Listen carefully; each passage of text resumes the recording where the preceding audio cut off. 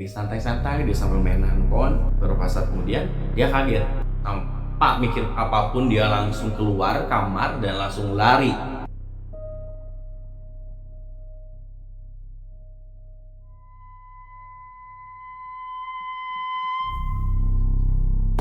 Oke, horor lagi, horor lagi. Kembali lagi bersama gua Adi Cipta dari channel Adinoki. Dan hari ini gua bakal menceritakan sebuah kisah yang gua dapat dari seorang mahasiswa asal kota Bandung yang dia kuliah di Jogja. Pada waktu itu dia pindah ke kosan yang baru, tapi ternyata kurang lebih selama 7 hari dia mendapatkan gangguan. Seperti apa kisah selengkapnya? Jangan lupa kalian subscribe dan like dulu. Dan sekarang kita lanjutkan ke ceritanya.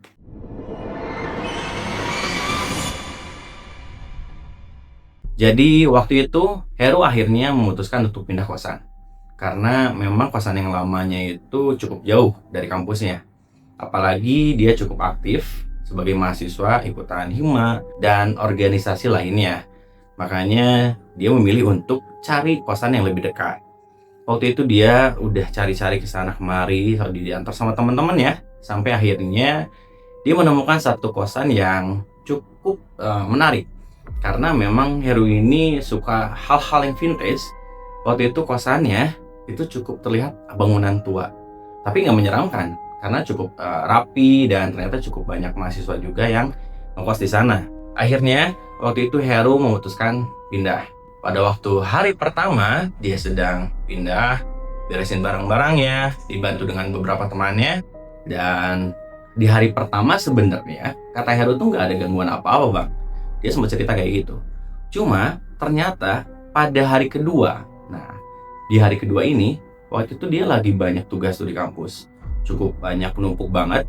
Yang sebenarnya itu ada beberapa tugas yang lama, tapi karena Heru itu kan cukup aktif tuh ya di organisasi, makanya banyak waktunya yang harus dibagi-baginya agak susah tuh. Sampai akhirnya malam itu dia tuh memutuskan untuk mengerjakan beberapa tugas sekaligus karena waktunya udah mepet. Akhirnya dia memutuskan untuk begadang ngerjain tugas. Nah waktu itu tuh jadi posisi meja belajarnya Heru itu tepat di depannya itu adalah jendela kosan yang lebih tepatnya ke samping kosan sebenarnya gitu.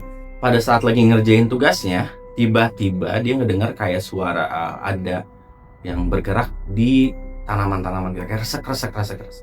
Awalnya Heru kan mikir kayak paling juga kucing mungkin ataupun bisa juga tikus gitu kan. Dia fokus aja ngerjain tugas meskipun masih terus ada suara itu gitu ya. Dan memang dia lihat juga dari jendelanya itu memang ada tanaman yang kelihatan gerak-gerak gitu. Dia pikir positif aja, tetap fokus. Sampai beberapa menit kemudian dia mendengar kayak suara lemarinya itu ada yang menggesek gitu, kayak mungkin entah dicakar gitu atau gimana gitu ya. Dia akhirnya ngelirik tuh, apa nih gitu kan. Dia ngelirik ke lemarinya, tapi dia juga masih berpikir positif waktu itu. Mungkin bisa aja cecak gitu kan, mungkin gitu, ataupun ada tikus kali di kosan ini karena memang kosannya kan cukup tua ya di sana. Waktu itu dia tidak memastikan asal suara itu, tapi yang pasti dia yakin suara itu ada dari dalam lemari. Dan di malam berikutnya, waktu itu Heru lagi posisinya tuh duduk di kasur. Jadi memang kosan itu tuh kasurnya langsung di lantai gitu, nggak pakai ranjang gitu ya. Dia duduk, nah pintu kamarnya itu ada di sebelah kiri. Pintu kamarnya dia Heru tuh lagi ngadep ke sana gitu. Lagi santai aja, lagi main handphone. Nah, dia tuh ngelihat dari bawah sela-sela pintu kayak ada bayangan orang yang lewat. Tapi dia nggak sempat dengar ada suara ya langkah atau yang jalan, enggak. Dia perhatiin dan ternyata kelihatannya kalau dari bayangannya kayak yang bolak-balik jalan gitu loh ke depan, di depan kosannya kayak yang bolak-balik kayak gitu. Waktu itu Heru nggak penasaran, dia cuma biarin aja deh, mungkin kucing gitu kan, atau mungkin hewan lain itu. Masih pikir positif waktu itu. Dan di hari keempat, waktu itu Heru lagi ngerjain tugas lagi malam-malam. Dia lagi fokus ngerjain tugas, terus dia ngedengar ada ketukan pintu yang cukup jauh. Jadi ada beberapa kamar gitu ya ke sebelah kirinya, dan itu tuh pintu yang sebelah sana lah gitu. Heru cuek aja ngerjain, tapi terus lama-lama tuh ketukan pintunya cukup kencang waktu itu. Sampai Heru kayak keganggu kan. Oh ini mungkin kayaknya ada tamu nih yang ke kamar temennya gitu kan. Kayaknya dia ngecek, buka pintu, tapi ternyata nggak ada siapa-siapa waktu itu. Dia pun masih mikir positif, oh mungkin tamunya udah masuk ke kamar tuh, ke kamar kosan temennya kan. Mungkin aja kayak gitu. Dia masuk lagi kamar, terus lanjutin lagi aja tugasnya. Dan di esok harinya, Heru tuh sempat nongkrong dulu tuh di warteg, makan sama teman-temannya gitu. Nah ternyata ada salah satu temennya yang pintu kamarnya yang kayak digedor gitu loh, yang sebelah ujung sebelah sana. Nah Heru waktu itu langsung ngasih tahu tuh, tadi malam temen tuh datangnya malam banget ya gitu kan. Temennya kebingungan, temen gua yang mana katanya gitu. Iya tadi malam gua dengar ada yang gedor pintu lo gitu. Sampai tapi pas gua cek ternyata udah masuk ke dalam kayaknya gitu. Nah si temennya bingung, lah gua kan baru datang tadi pagi katanya, karena sebelumnya ternyata dia sempat pulang kampung tuh.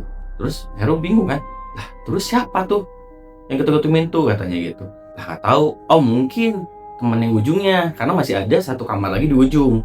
Dia mikir kayak gitu waktu itu. Di malam harinya, waktu itu Heru lagi ngerjain tugas bareng teman-temannya, tapi di kosan temennya, jadi nggak di kosan dia tuh waktu itu. Lagi fokus sama teman-temannya, lagi serius tuh ngerjain tugas bareng-bareng gitu kan, bagi-bagi tugas tuh kelompok kan, siapa nih yang cari tentang bab ini, siapa bab ini, lagi bagi-bagi tugas kayak gitu. Terus tiba-tiba salah satu teman kosnya nelpon gitu. Nah waktu itu Heru langsung nanya kan, ada apa bang? Terus temennya langsung ngomong, lu dari tadi manggil gua, sorry ya, gua tadi lagi di kamar mandi katanya gitu. Lah Heru kan bingung, lah kagak bang, gua ini lagi di kosan teman lagi ngerjain tugas.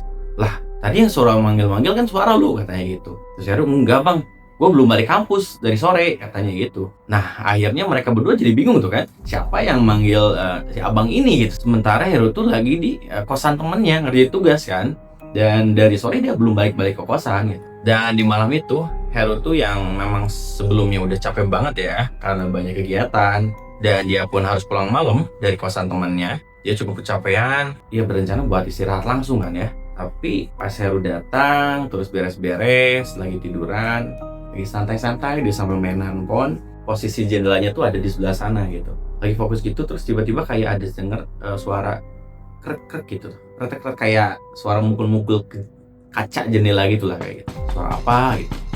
Sampai beberapa saat kemudian dia kaget karena ada tangan di kaca jendelanya, dan tangannya itu kelihatan kayak kotor dengan tanah kayak gitu loh. Heru situ kaget, shock banget, tanpa mikir apapun dia langsung keluar kamar dan langsung lari dari sana. Teman-teman kosannya otomatis pada keluar dan ya kaget, kenapa Heru gitu. Mereka langsung nyamperin Heru, ada apa ya gitu. Waktu itu Heru panik banget, kelihatan sampai pucat gitu kan. Dia pun mau ngejelasin juga susah karena masih shock gitu ya. Sampai akhirnya salah satu teman di kosannya itu ngasih minum dulu biar lebih tenang dulu gitu. Akhirnya setelah tenang, Heru bisa cerita bahwa beberapa hari sebelumnya dia mendapatkan gangguan. Ternyata beberapa penghuni kos lainnya pun pernah mengalami hal yang sama, tapi tidak seperti Heru sampai melihat ada tangan di jendela gitu.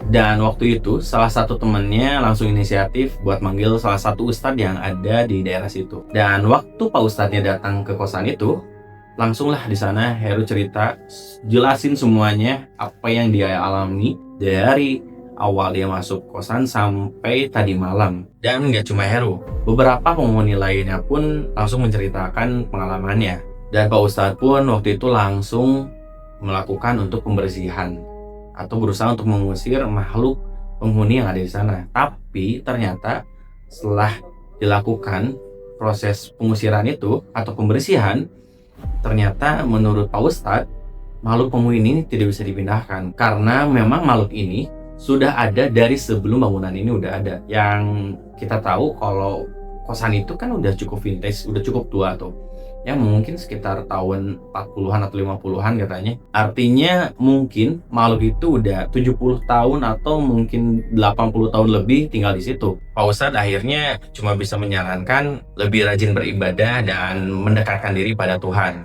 Tapi karena waktu itu Heru udah bener-bener kena psikisnya, jadi memang dia udah bener-bener gak nyaman banget. Meskipun katanya kosannya itu sangat nyaman sebenarnya, tapi karena ada gangguan itu, akhirnya waktu itu pun Heru langsung memutuskan untuk pindah dari kosan itu. Setelah pindah dari kosan itu, Katanya sampai saat ini Heru nggak pernah lagi mengalami gangguan aneh atau hal-hal yang mengerikan. Terima kasih buat kalian yang sudah nonton atau mendengarkan cerita ini. Dan buat kamu yang punya cerita pengalaman horor, bisa kirim ke email yang ada di deskripsi. Terima kasih buat semuanya. Jangan lupa untuk nonton video yang lainnya. Sampai berjumpa lagi di cerita berikutnya.